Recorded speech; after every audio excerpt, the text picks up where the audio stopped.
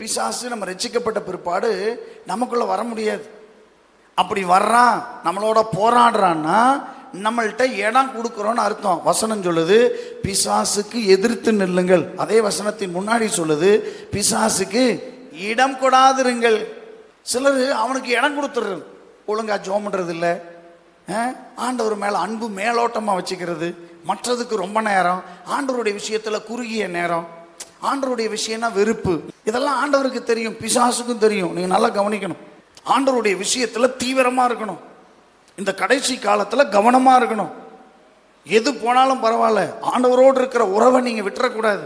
வசனத்தை நேசிக்கணும், நல்லா ஜெபிக்கிறவங்களா இருக்கணும், நல்ல ஆண்டவரை உயர்த்தி துதிச்சு பாடுறவங்களா இருக்கணும், அதே போல் ஆண்டவரை பிரசித்தம் பண்ணுறவங்களா இருக்கணும். இப்படிப்பட்ட ஆள் பிசாசுக்கு இடம் கொடுக்க முடியாது, பிசாசு அவன் பக்கத்தில் வரவும் முடியாது.